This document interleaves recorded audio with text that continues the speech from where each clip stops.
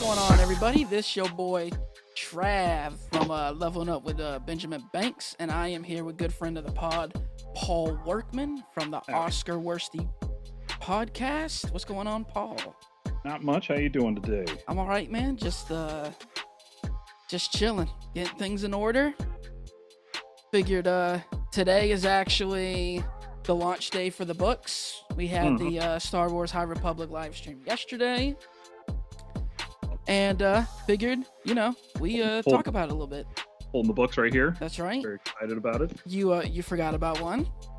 I'm gonna grab that one, but it wasn't a high priority for me because from what I hear, as fun as it is, it's just a segment of one of those two books.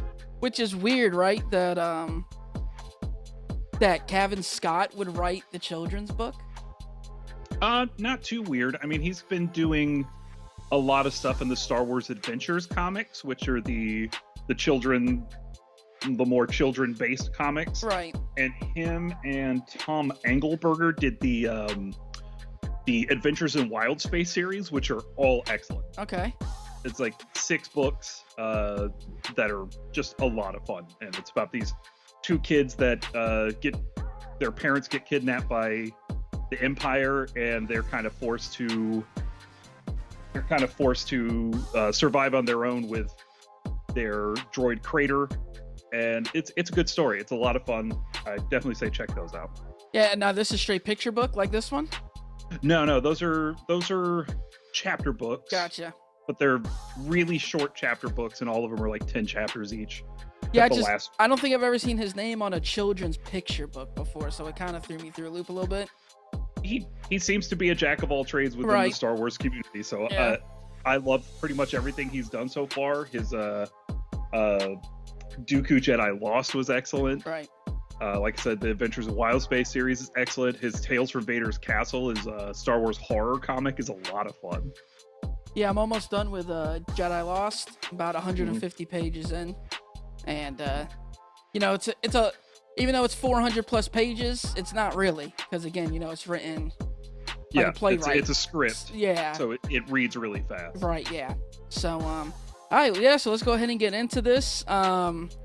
Obviously, this is a whole new thing they're launching. They kind of put all their eggs in this basket a little bit as far as how much they're dedicating to it, and how much they've already done, how much work they've already put in, and how much more they already have in the works. Doesn't seem to have any sort of animation from what I saw or from what I've read. Yeah.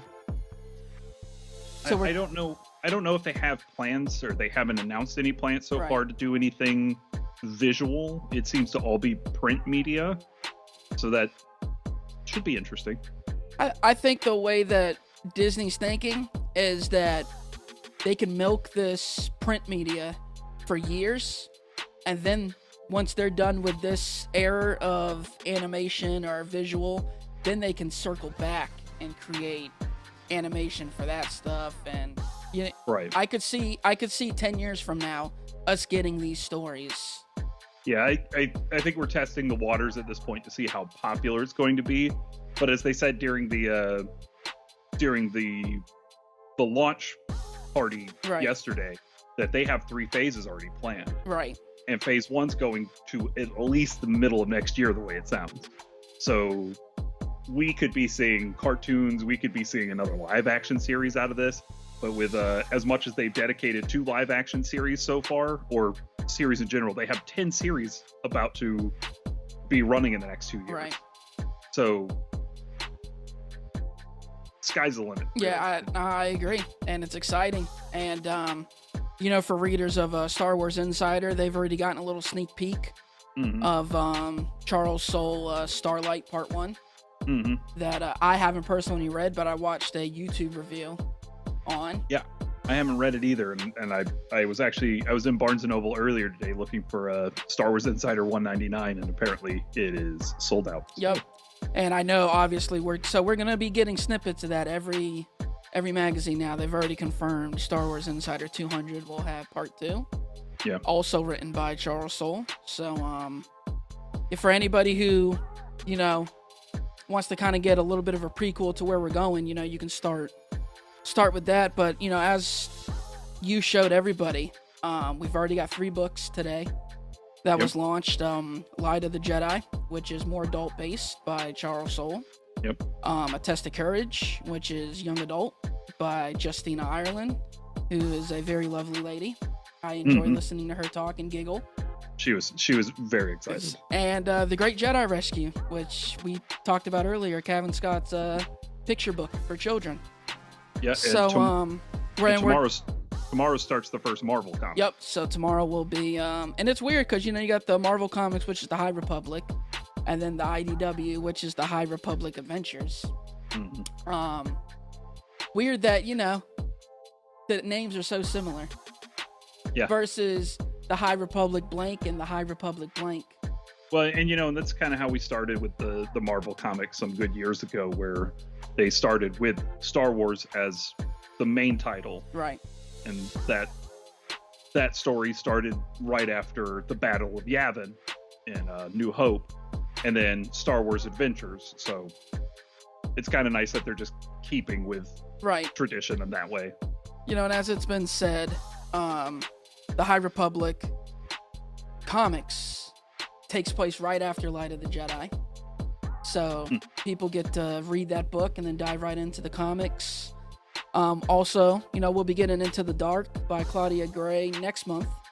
Yep. And, right? And okay. I believe the Star Wars Adventures starts next month as well. So, and that's a lot of stuff already, dude, to start off the year. Yeah, and this was supposed to start sometime, I think it was August last year, but with COVID, they pushed it back.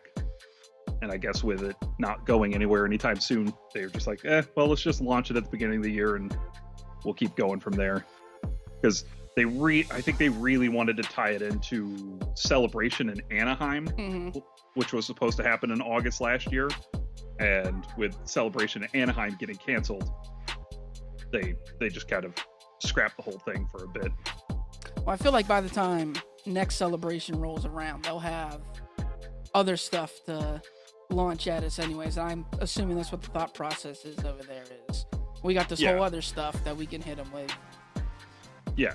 You know, so have you dived into Light of the Jedi at all? I haven't gotten a chance because it's a school day. I've been helping my 2 young boys with their schooling all morning, and finally they're both done with all their work, so I get to do a phone interview. So I felt like they dived a little bit more into the characters. Like, obviously you go to the website, you know, you get to see some of the characters. We've seen them on the covers, but they unleashed a lot more characters of what's going on, and kind of fleshed out what these characters were, who they were, whether they were Jedis or Masters or Padawans or whatever the case may be. And it was cool. I know we keep talking about the Buckets of Blood character by Daniel Jose Older. Yeah. And dude, the pictures from the comics were great. Yeah, this guy. Absolutely. I'm excited for that comic. Hell of a name. Is this like, what is his name? He has a real name, and I heard it, but it's kind of hard to get past Buckets of Blood. But yeah, and especially since you know, he's a form of a doctor. He's a doctor Jedi, so it's like the name's a little false leading. You think this guy's gonna be, you know, this hack and slash dude? Nah, man, he's just trying to save your life. Out of the characters they announced, though, which ones you thought like looked the coolest, seemed cool story? Honestly, you had all the names. I forgot to write down names. Buckets of Blood was definitely the one that stuck out the most to me. I thought he looked amazing. Yeah, and I can't remember his species. He's the same species off the top of my head. I can't remember the name of it. That Masameda is right. The vice chancellor from the prequel era. Right. Yeah, I just can't think of the name of the species neither. You know, it's one of those things that just, as soon as we finish talking here, I'll remember it. Yeah, but I mean, while you're looking that up, honestly, man, I really think this story of Vern. Yeah. That's probably the most intrigued Jedi character that I came across. I'm really not a big fan of when they introduce already mastered Jedis. Typically, not that I dislike them, but I don't dive into it. Usually, I'm more a fan of the come-ups. And man, I really got a feeling Vern is going to be a character that I'm going to be like, yeah, this is my chick in this era. Yeah, she seems pretty righteous. Which was the Wookiee Jedi? Buryaga. Yeah, I'm all for Buryaga. Yeah. I love Wookiees, and generally when somebody plays around with what Wookiees can be, right? It's usually the most fun within the storylines. Like there's a comic called Dr. Aphra, in which she goes around with a Wookiee bounty hunter, and he's just this big black Wookiee who hangs out with her. He's awesome. That's what I was gonna ask you. Is this the first time we've seen a Wookiee Jedi? No. Well, this is the first time we've seen a Wookiee Jedi Master. The first time we saw a Wookiee Padawan was in the Clone Wars series.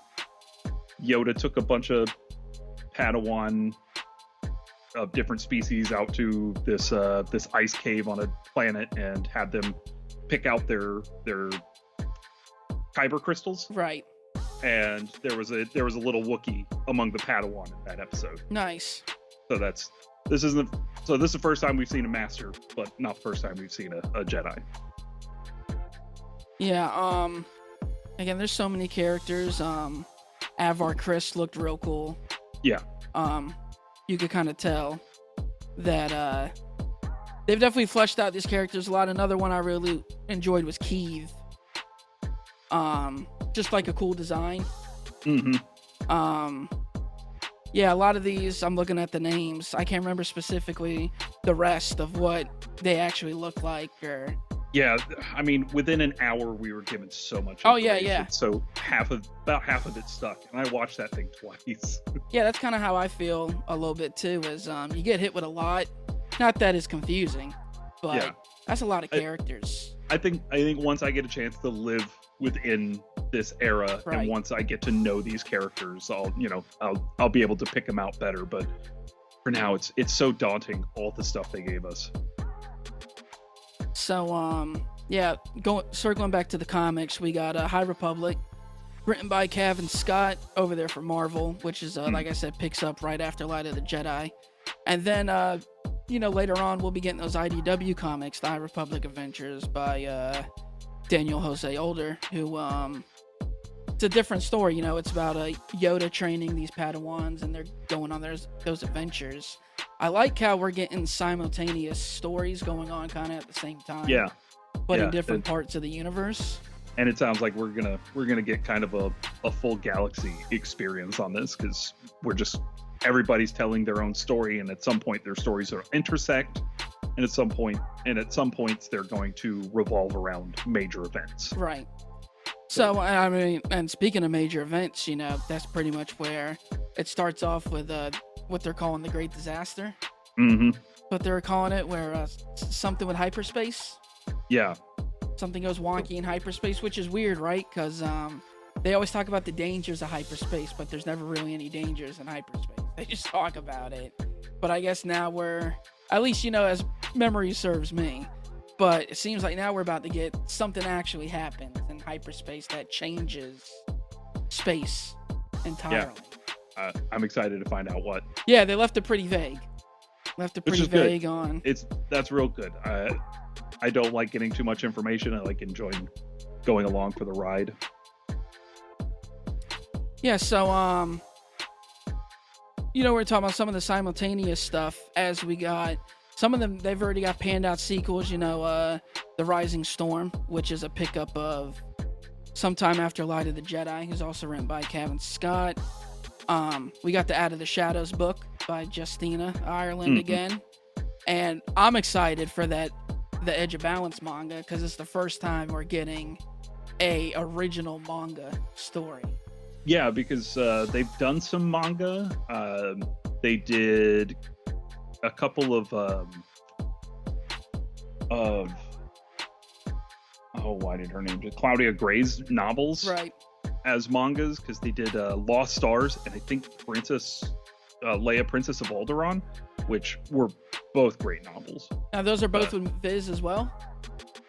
I believe so. Okay. I honestly I didn't pick those up, mostly because I had already read the books, and with as much stuff as Star Wars has been throwing at us, I gotta spend my money wisely. Yeah, this is pretty crazy that we're getting an authentic manga, really trying to outreach what it is they're doing.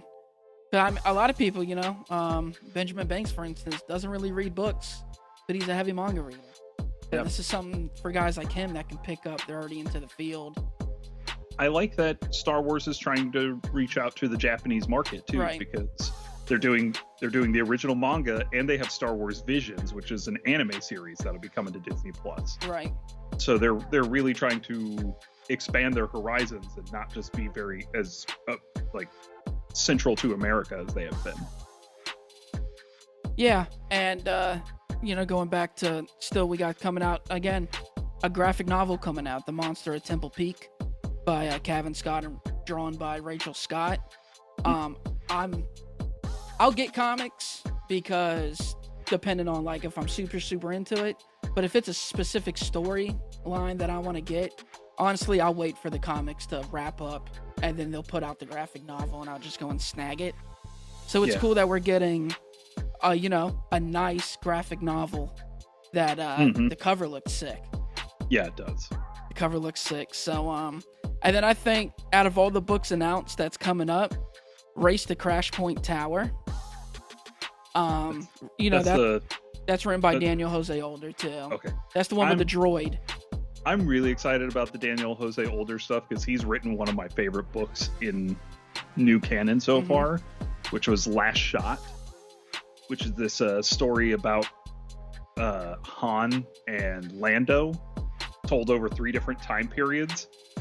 And it's fun, it's silly, and it's just a good time. And if he brings that energy over, you can tell that's what he's doing. He's a quirky guy. He doesn't take the characters too serious, so they can tangle up and get involved in these wacky situations. Yeah, and apparently he threw out the suggestion when they said, "What do you want from Star Wars?" He threw out the suggestion, dinosaurs. Dinosaurs, yeah. Let's get some dinosaurs in Star Wars. Why not? Which he claims there's already dinosaurs in Star Wars, but there's always been dinosaurs. There's I guess you could say that, creatures, But I never looked at one and said that's a dinosaur, but when you look at something like the Crate Dragon, right? Like the bones of the Crate Dragons in the first movie, it's very dinosaur looking. Yeah, it looked very dinosaur looking when we actually got to physically see it in Mando, which I still joke when you see the bones. They claim that bones is the head and the neck, but then you see this enormous monster and you're like, there's no way. That must have been like a newborn baby that we saw, because this thing is 10 times the size of what we got in there. But yeah, I'm really excited about that book, and it's one of those ones that's happening at the same time as Rising Storm, which is going to be the second book after Light of the Jedi by Kevin Scott. And I like that we're getting stories that are happening at the same time, instead of this happens, then this happens, then this happens. Like you get all this stuff happening at one time, leading into something. It's the old meanwhile back at the ranch adage. Yeah. Which I wish that, since we're talking about Disney, I wish that the MCU did a little bit more of that. Mm-hmm. It seems, even, movie-wise, it seems like a lot of stuff is, this happens directly after this happens, and this happens directly after this happens. And you always wonder, well, what are they doing while this is happening? What are these other guys doing? And that's the problem you run into when setting up a world like that, is that, you can have Thor have adventures on Asgard. It makes sense that nobody is interfering, but if Cap's having trouble back on Earth, where's Tony? Right, yeah.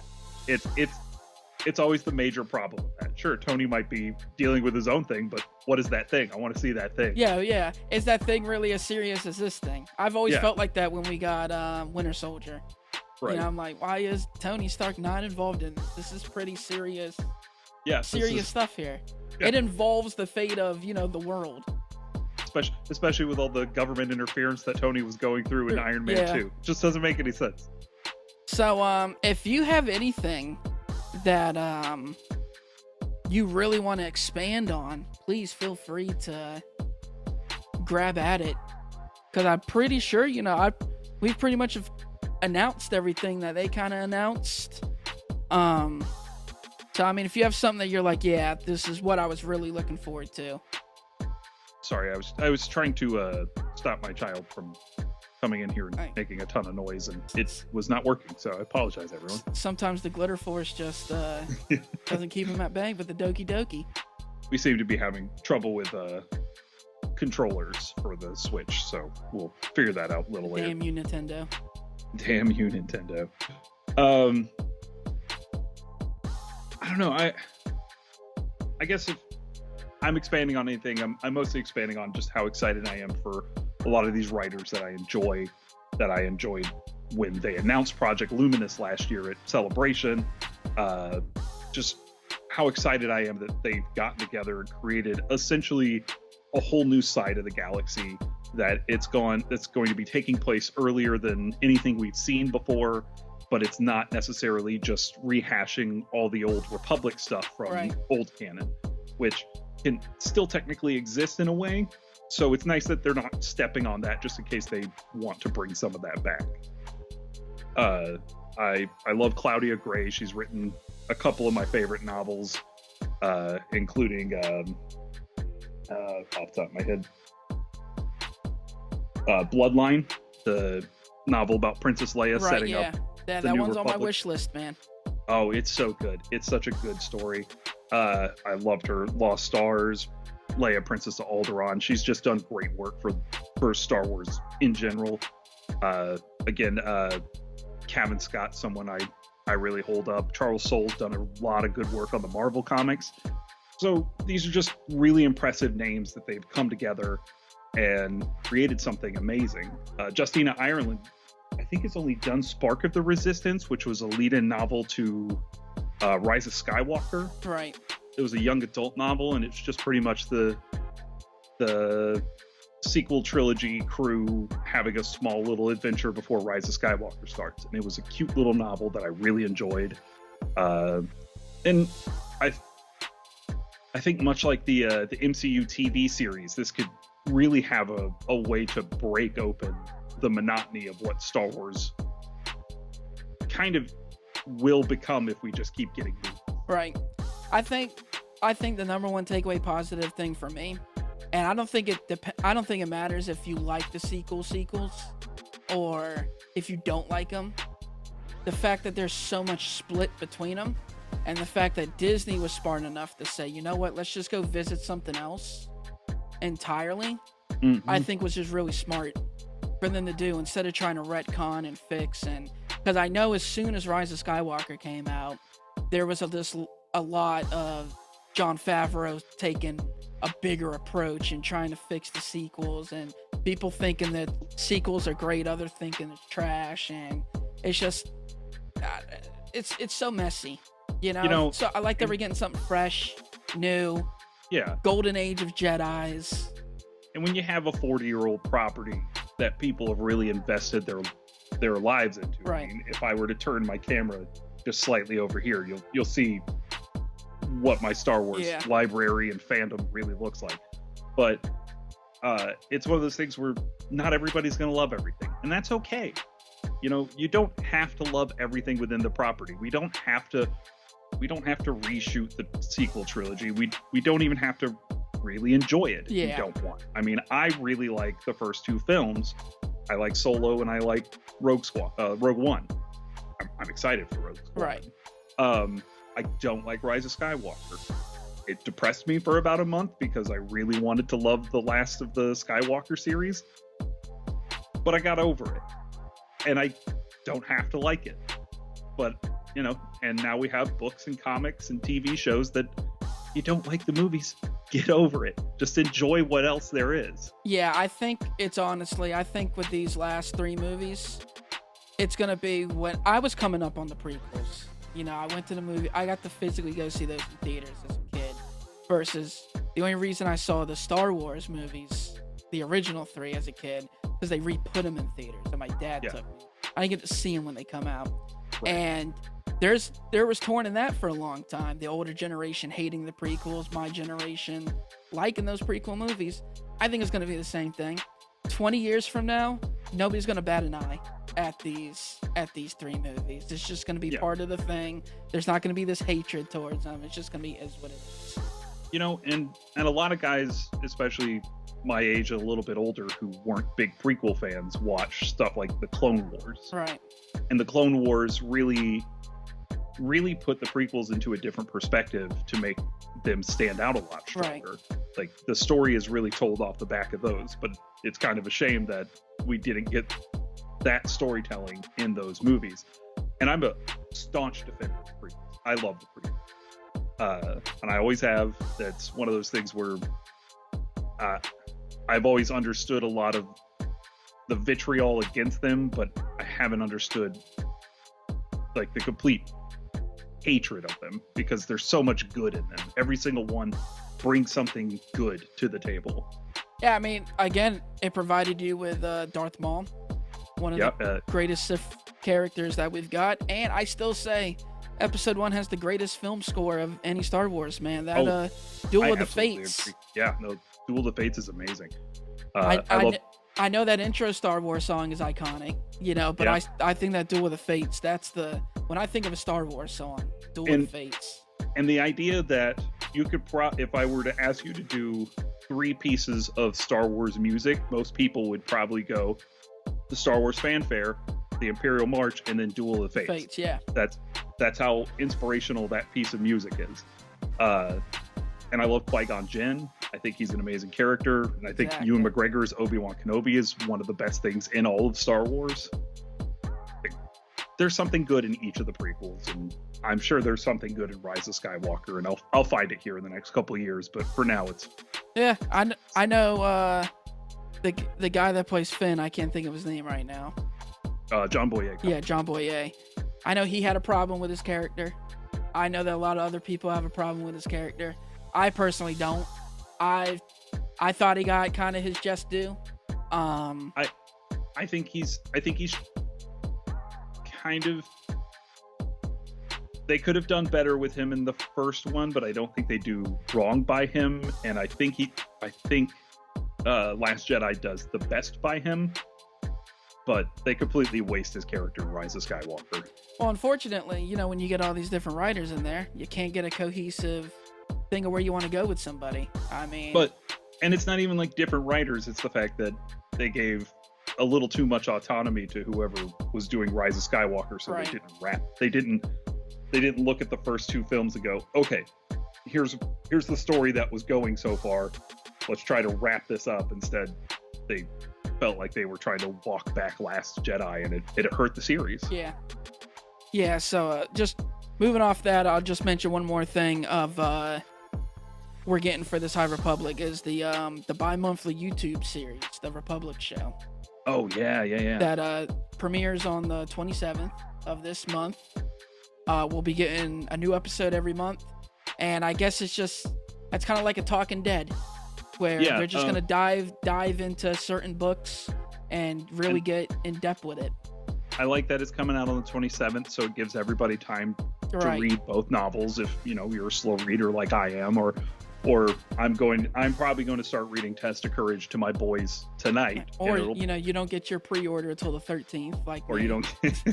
So you'll be able to watch this and enjoy it, knowing where the story is going, and it being bi-monthly, that gives you time for setup. That gives you time to read.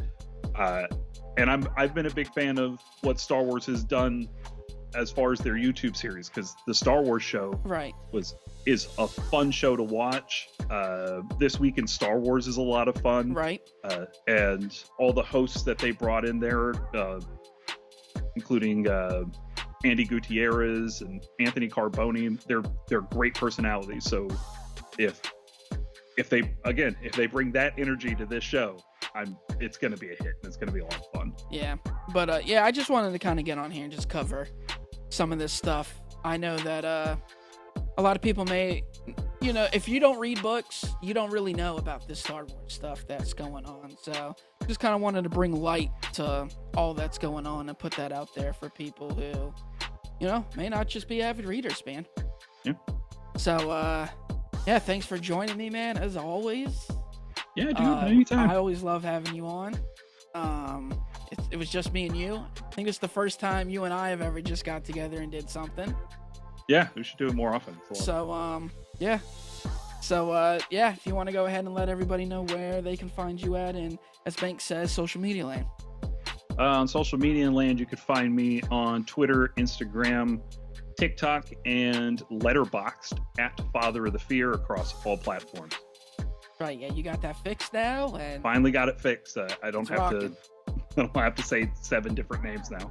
And as always, make sure you guys check out his podcast, the Oscar Worsty Podcast, over on Spotify, Apple Podcasts, Stitcher, iHeart, wherever you get those podcasts from. As for me, you can find me at ZK Audio on Instagram. And as always, make sure you check out our podcast, Leveling Up with Benjamin Banks, on every single platform that you can find it on. I am your host with the most, Trashy Trav, and we are out of here. Be sure to smash that like button if you enjoyed this video and get notified every time we upload a new one by subscribing and ticking the bell icon. You can also listen to the full episode by searching for Leveling Up with Benjamin Banks on your favorite podcast app. If you'd like to help support more great content like this, be sure to check us out on Patreon. We'll have the link posted in the description below. Thanks for listening, and see you on the next episode of Leveling Up with Benjamin Banks.